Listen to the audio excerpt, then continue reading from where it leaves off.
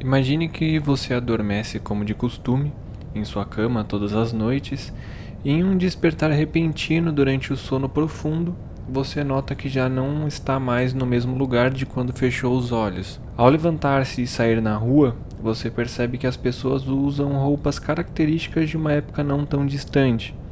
Automaticamente você percebe que nesse exato momento a vida se torna menos complexa, mas em um instante, todos os seus sentidos lhe dizem de que a vida nesse exato momento não é tão simples quanto parece. Em um instante, com o bater do vento em suas vestes, tudo lhe cai em sua consciência. Você está no Japão na era Taisho e durante a noite existem criaturas que um dia já foram humanas e que caçam e se alimentam daqueles que não podem se proteger. E a única questão é como sobreviver no universo de Demon Slayer. Bom, se você é novo aqui, eu sou o John, seja bem-vindo ao podcast Como Sobreviver ao Planeta Terra. Se você estiver me escutando pelo YouTube e gostar do conteúdo, não esqueça de se inscrever e ativar o sininho para sempre receber as notificações.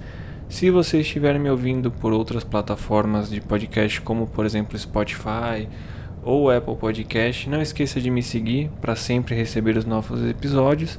E se você gostar muito do conteúdo, o link do Apoia-se está na descrição para ajudar a manter o podcast. E sem muita enrolação, vamos de como sobreviver em Demon Slayer.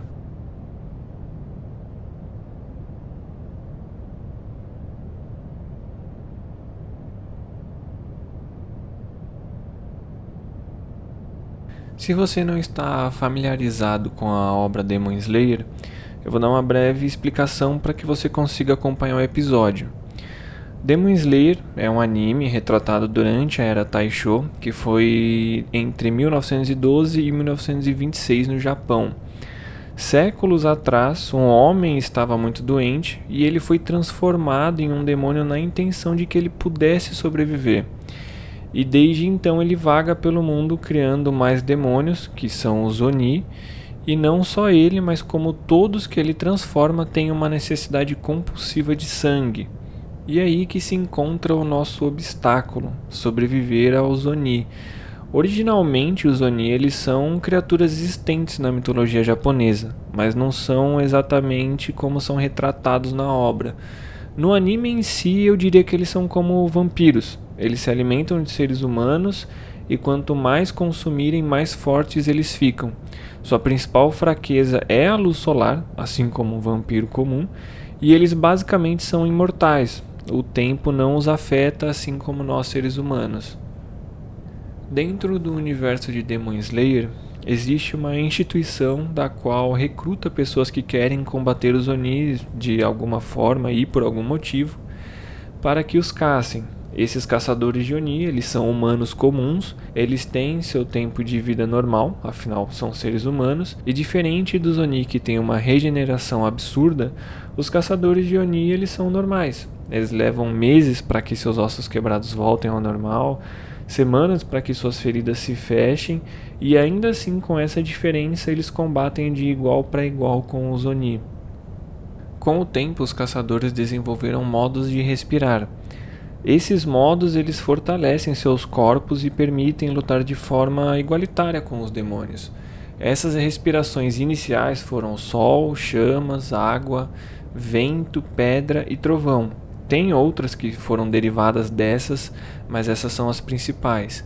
E claro que para dominar as respirações necessita de muito treinamento e um risco um tanto desnecessário para atingir altos níveis, dos quais não vamos tomar partido, pois não tem sentido para nossa sobrevivência. Porém, os caçadores eles usam um tipo de lâmina forjada com um tipo de metal que se encontra no topo de montanhas, da qual absorve muito a luz solar.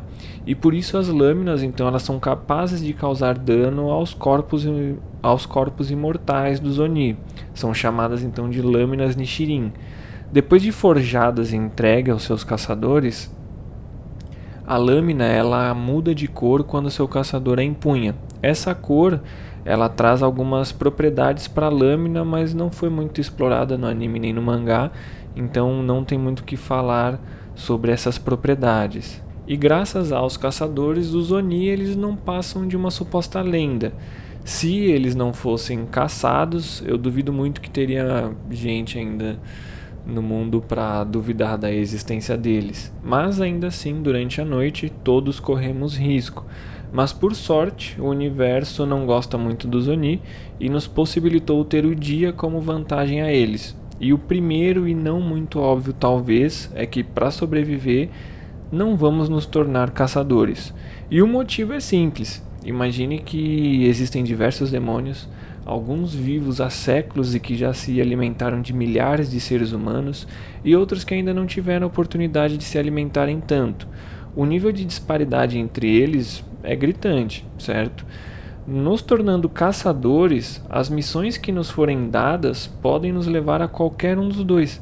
Então pode ser um Oni fraco, que vamos derrotar facilmente, ou pode ser um dos Onis mais fortes que tem e não vamos ter chance alguma. Eu sei que para ficarmos mais fortes, na vida em geral, temos que enfrentar dificuldades, mas não quer dizer que para sobreviver a um acidente de carro você tem que ficar batendo ele até você criar uma resistência. Então não vamos nos tornar caçadores de Oni e ficar na linha de frente em combate a eles. Então nós vamos fazer algo simples, arrumar um lugar para morar, e esse tem que ser um local que tem muita luz solar, nos proporcionando mais tempo de sol e menos tempo para sofrer um ataque dos Oni. Sendo assim, existem algumas possibilidades, regiões mais próximas, por exemplo, da linha do Equador, que recebem luz solar. Infelizmente não é o nosso caso, lembrando que estamos retratando uma história no Japão, então montanhas, por exemplo, ou lugares altos em geral, recebem mais luz solar. Então quanto mais alto, menos nuvens e consequentemente mais sol. Dependendo da estação, nós teremos ainda mais sol. Então, depois de definirmos o local, ou pelo menos a necessidade desse local, temos que ter algo em volta para evitar que os Oni cheguem mais perto. No anime de Demon Slayer, a fraqueza dos Oni é o sol. Consequentemente, coisas, materiais ou objetos que absorvem a luz solar se tornam prejudiciais aos Oni, assim como as lâminas. Existem outros materiais na obra que eles podem servir, como por exemplo a glicínia. No anime, eles usam muito a glicínia para fazer veneno.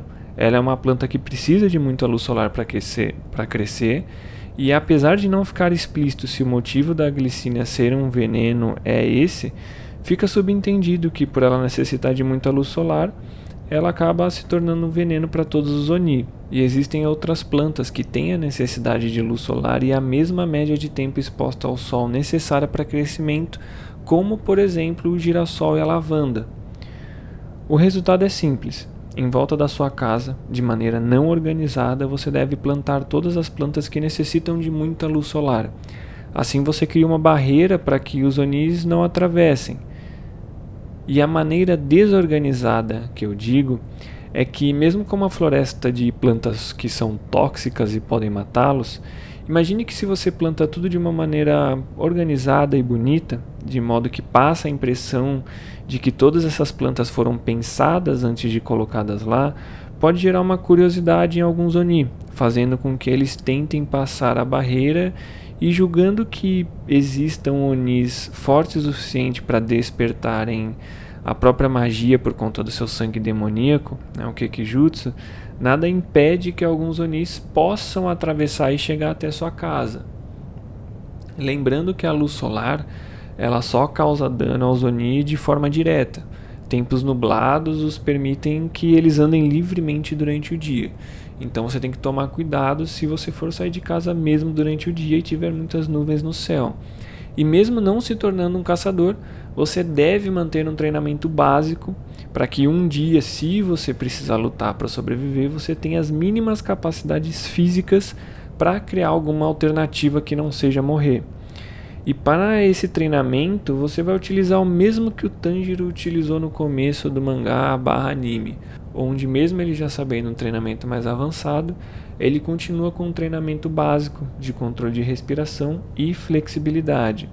E esse controle da respiração não envolvia a respiração da água, mas sim o controle básico da sua própria respiração, para manter o controle do corpo e das emoções, que o ajudariam bastante. E o curioso é que nem todas as pessoas podem usar as respirações. E esse é mais um motivo porque não nos tornaríamos caçadores. E existe um método de respiração, no mundo real mesmo, que consiste em controlá-la e percebê-la. E ter esse controle oxigena os músculos, levando a ter uma melhora significativa em atividades físicas. E também controle das emoções como ansiedade. Se chama Wim Hof. E mesmo assim, talvez você se pergunte, os caçadores de Oni, eles treinam e acabam sendo mortos, então qual a chance que eu teria se eu sobrevivesse caso encontrasse algum mesmo com esse treinamento básico e todas as plantas ao redor da minha casa? Basicamente, você pode ter alguma chance de sobreviver em um encontro com Oni desde que seu encontro não seja com o Muzan, que é o principal demônio e vilão da obra. Para você ter uma noção, os caçadores eles treinam e isso possibilita que eles despertem a marca do caçador. Essa marca aumenta significativamente os seus status, mas elas só podem ser despertas se alguém despertar e entrar em contato com os demais, que no caso quem desperta é o personagem principal, possibilitando que os personagens secundários tenham também a marca. É meio que um efeito manada inconsciente. E além disso, eles podem tornar as lâminas vermelhas, não quando pegam as espadas e elas mudam de cor a primeira vez, mas sim como se ativassem a luz solar que aquele metal recebeu durante todos os anos que ficou na montanha, e essa habilidade ela causa muito dano aos Oni, acaba queimando-os e criando feridas que não cicatrizam facilmente. E para o despertar dessa lâmina vermelha, você tem que ter uma força de vontade absurda, ou então chocar duas lâminas Nichirin, com a possibilidade de isso só acontecer se o caçador ainda tiver a marca. Não foi dito que era uma regra ou não, mas todos que despertaram a lâmina vermelha tinham a marca, então vou julgar que é um pré-requisito. E tudo isso para que ainda assim no 1 contra 1, um Oni de nível superior tenha a tendência de ser mais forte. Bom, se você lê o mangá, você vai saber que o Tanjiro virou um Oni por um momento. E nesse momento ele venceu o Sol, então ele não tinha mais a fraqueza pela luz solar. E eu quero que você imagine que Onis muito fortes, como os Lua Superior, eles não morrem necessariamente se você cortar as suas cabeças. E agora eu quero que você imagine que o Tanjiro, imune ao Sol, não tendo a possibilidade, não tendo a necessidade obrigatória de morrer ao ter sua cabeça cortada, ele não sofreria mais danos nem das lâminas nem da glicínia, pois só causam danos aos Oni por conta do Sol. Então, como matar um Oni que não tem a fraqueza principal que é a luz solar? A dica que eu dei foi lá em cima até, que se você não encontrar um Muzan, qualquer outro você teria uma suposta chance. O do porquê é bem simples. Se você perfura o coração e o cérebro, você consegue matar um Oni, sem a necessidade de ser uma lâmina Nichirin, e por mais que não tenha sido mostrado, com exceção do Muzan, que tem diversos corações e cérebros, todos os Oni têm apenas um cérebro e um coração, como um humano normal. No capítulo 173, o Hashira Gyumei, ele consegue atingir o mundo invisível, então ele basicamente consegue ver através da pele do adversário. E era justamente contra o segundo demônio mais forte da obra, o Lua Superior 1, e não foi mostrado nada além dos seus músculos e ossos. Logo, se não era importante mostrar seu coração e cérebro, significa que ele só tinha um de cada, como um humano normal.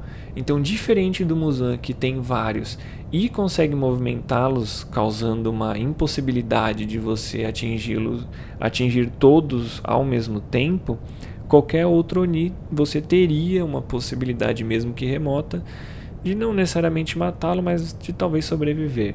E uma última ressalva, que aí já na verdade não depende muito de nós, assim, da sorte, é que existe um tipo de sangue muito raro no universo de Demon Slayer que inibe parte dos sentidos dos Oni. Esse sangue, entre aspas, é tão gostoso para eles que é como se fosse sua refeição favorita. E independente do nível Oni, seus sentidos acabam sendo afetados. Então, se você tiver sorte de ter o sangue especial, ao ser ferido você pode ter aí a oportunidade de conseguir fugir. Tirando, lógico, o Muzan, porque o Muzan é o vilão principal, ele é o mais velho, ele não tem essa fraqueza tirando o Sol. Então, basicamente, qualquer outro Oni seria afetado e você conseguiria ter a possibilidade de fugir. Bom, esse foi o episódio de como sobreviver em Demon Slayer. Se você gostou do episódio e estiver me escutando pelo YouTube, não esquece de se inscrever e ativar o sininho para sempre receber as notificações. Por qualquer outra plataforma, me siga para que sempre receba os episódios. Até o próximo episódio e um beijão para vocês.